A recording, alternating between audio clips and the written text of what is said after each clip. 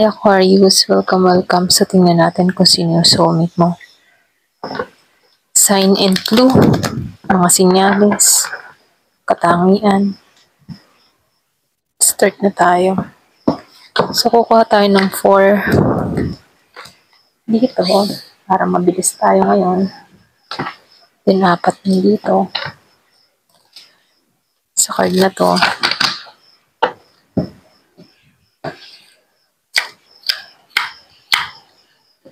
Tapos 4 din dito. Give the message.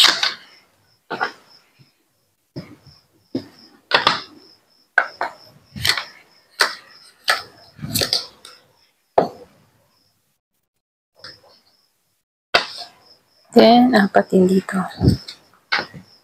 Give the message.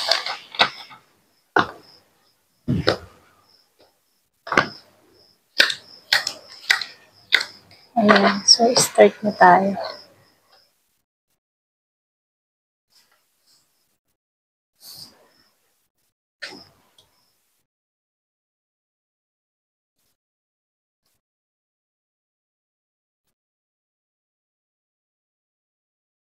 So, yung iba sa inyo, meron kang soulmate na parating sa buhay mo na. Aries, Leo, Sagittarius. Meron din Scorpio, Cancer, and Pisces. Meron din Gemini, Aquarius, and Libra. So, nakikitaan ko dito, darating tong tao na to sa point na grounded ka or pwede rin sabihin meron kang iniingatan sa sarili mo. Kumbaga, challenge ka para sa tao na to. Okay? Pwede yung iba sa inyo, hindi ka basta-basta nagtitiwala or pwede rin sabihin na ikaw yung tipo ng tao na mahirap kilalanin, mahirap basahin. So, challenge tong tao na to sa'yo, okay? Kung mga challenge siya. Mapipil ng tao nito na interesting, kakaiba ka, or pwede rin merong iba sa'yo, okay, na wala sa ibang lalaki, babae. Medyo yung bang tipong intriga siya, okay? Pwede yung iba sa inyo, kaya ka very grounded, pwedeng may takot ka, pwedeng may trust issue, takot ka magmahal, or takot ka lang sa pag-ibig. Yung iba sa inyo, pwedeng meron kang bad experience or pwedeng may trauma, mga ganun, Pero ganun pa man, ito ang magpapawala sa takot mo. Okay? Parating to, kumbaga sinasabihan ka dito na kahit pigilan ng pigilan mo to, darating at darating to sa tamang panahon, nabubuo para sa'yo, okay? Kumbaga siya yung magpapafulfill, siya yung magtatanggal ng takot mo. Siya yung magtatanggal ng depensa mo dito, okay? Kumbaga tutulungan ka ng tao na to na makita mo or magtiwala sa larangan ng pag-ibig. So, nafe-feel ko dito maghihilom ang puso mo dito sa taong ito, okay? Ayan, so tingnan pa natin, So, merong negotiation. Merong Scorpio. And commerce. Intelligence. So, nakikitaan ko dito matalinong tao to. Merong Scorpio din papasok sa buhay mo. Magaling tong bumalanse, okay?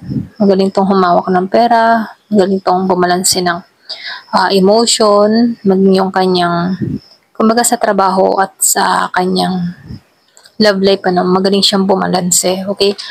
Alam niya kung paano mag-handle ng isang relasyon.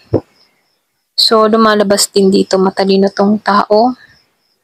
So, nakikita ko dito magkakaintindihan kayo dito okay? Pwedeng magsimula kayo sa negotiation or pwede rin sabihin na meron kayong pag-uusapan dito, okay? Kumbaga, iba nga sa inyo, may trust issue, pwedeng meron kang mga rules, okay? Ganon. So, nafe-feel ko dito, kahit ano pa yung mga rules mo dito, nafe-feel ko dito na papayag tong tao na to. Okay? Para lang mapalapit sa'yo. Ayan. So, merong bird. Meron din ditong garden. Then, clover. Wow. So, nafe-feel ko dito dahil may matalino dito. Pwedeng meron ditong swerte pagdating sa pera. Pwedeng ikaw swerte ka sa pera or pwede itong tao na to. Kasi may matalinong tao dito. So, yung sinabi ko kanina, parating to, may paglalakbay na mangyayari. So, talagang merong magaganap dito, no? Merong paglalakbay. Yung iba sa inyo, pwedeng matagumpay tong tao na to. Yung iba sa inyo, seaman, or pwede siya yung tipo ng tao na nakapunta sa kung saang-saang lugar, ganon. Ganon yung klase ng trabaho na to, okay? So, nakikitaan ko dito, mag-start kayo message. Pwedeng makilala mo to sa friends of friends, or pwedeng sabihin na ipakilala sa'yo. Yung iba sa inyo, pwedeng katrabaho ng pinsan mo, katrabaho ng kaibigan mo, or katrabaho, or mga ganun, no? So, nafe-feel ko dito, pwedeng kakilala. Hindi siya totally stranger kasi may pagmumulan na ibang tao. Paano mo ito makilala, okay? So, nakikitaan ko dito, no? Attract siya dito. Ito rin nafe-feel ko, attract. Ma-attract siya sa'yo, pwedeng sa physical mo, okay? Yung iba sa inyo, charming, attractive. Ayan, so nakikita ko dito attractive, okay? So nafe-feel ko dito, pwedeng makita ka ng tao na to, okay? Pwedeng magbibisit to. Yung mga tipo na pwedeng magbibisit sa lugar nyo, okay? Kasi nakikita ko dito merong kinalaman sa kapamilya, kaibigan. So nafe-feel ko dito, doon ka makikita ng tao na to. Friends of friends, pwedeng kasama ka ng kaibigan, nakita ka nito, ganyan. So lumalabas merong mag-uugnay sa inyo ng tao na to, okay? So, divine masculine yung parating dun sa iba. Matapang, matatag. So, may autoridad. So, nakikita ko dito, protektahan nito yung puso mo. So, yung iba, no, may resolving conflict. Pwede yung iba sa inyo, meron kang pinagdaanan sa nakaraan mo.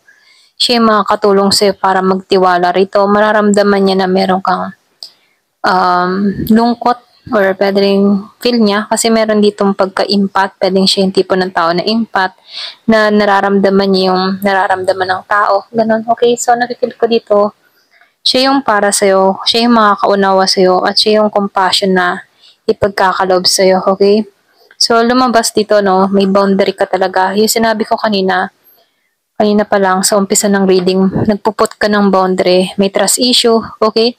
Siya yung tipo ng tao na magtatanggal ng boundary mo, okay?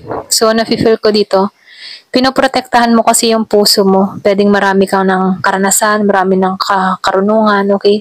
Marami ka ng pinagdaanan, kaya dito, hindi ka basta-basta nagtitiwala, okay? Pero ganun pa man, challenge ka. Kasi itong tao nito, nasa divine masculine. Alam niya yung gusto niya. Alam niya kung sino yung nararapat sa kanya. Okay? So, meron ditong intimacy, attractive. Pwedeng attraction talaga to sa'yo. Okay? So, pwedeng yung nga sinabi ko kanina, physical. Pwedeng yung iba sa inyo, malakas yung charisma, malakas yung sex appeal, or pwede rin sabihin na gwapo ka, maganda ka. Meron kang something na hindi may paliwanag ng tao na to, okay? Kung bakit attract siya sa'yo. Kung hindi ka naman kagwapuhan, kagandahan, meron kang aura, okay? Na nagugustuhan ng tao na to, okay? So, tingnan natin dito, no, kung ano pa yung sign and clue dito.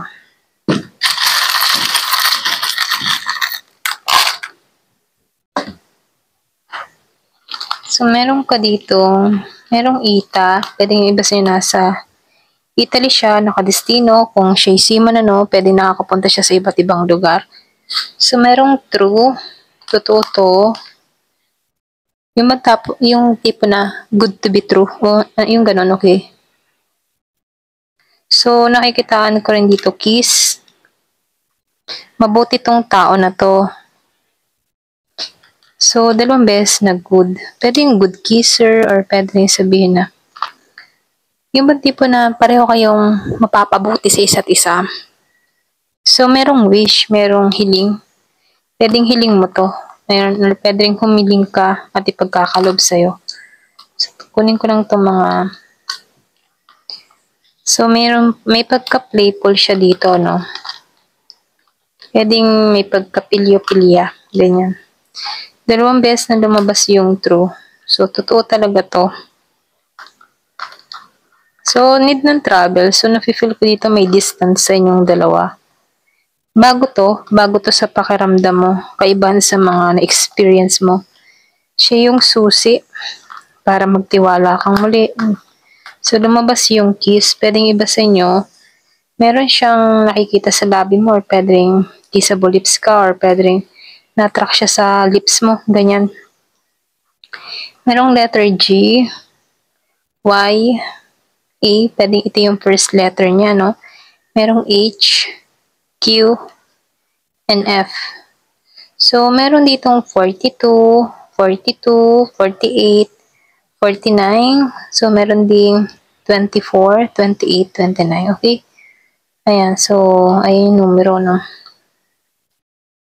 Meron dito na merong autumn. Pwedeng sa ibang bansa, no? Autumn. Sometime soon. Malapit na siya dito. Pwedeng malapit mo na itong makilala. Yung iba July. Pwedeng birthday niya July 4 to 8 or 9. Pwede rin meron ditong July 4 to 8, 9 na pahiwatig, ano. Pwedeng importante itong buwan na to. Okay. Meron din May. May 4 to 8, 9 or 28, 24, 29. Ayan. Pwedeng pinanganak siya ng ganon. So, dito, no. Dalawang lumabas yung lips. Yung sinabi ko kanina, attract siya sa labi mo. Or pwede rin sabihin na yung iba yung kissable lips. So, meron ditong Philippines. So, dito, lumalabas din dito, no? Sweet. Sweet siyang tao.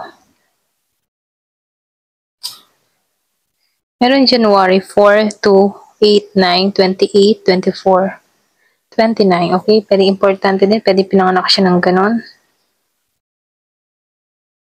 So, merong proposal. Meron tong ipopropose or pwede meron siyang iaalok sa'yo. Yung iba sa yung engineer.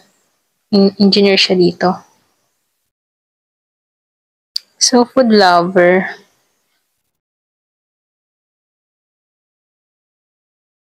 Yung iba naman sa inyo sa mall, pwedeng makakasalubong mo yung friends mo, may kasama niya yun, ganon. So, lumabas din cool.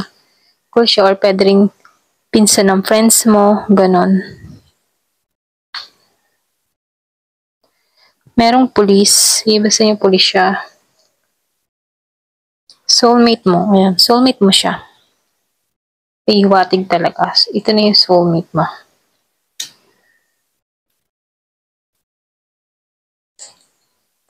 So, dito, no, Capricorn yung iba. Capricorn siya.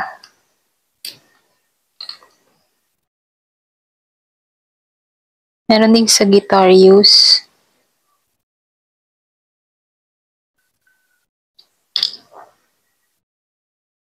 And then long hair. Ayan. Mahaba yung buhok niya. Ayan, hanggang dito na lamang po. Thank you for watching. Love and peace.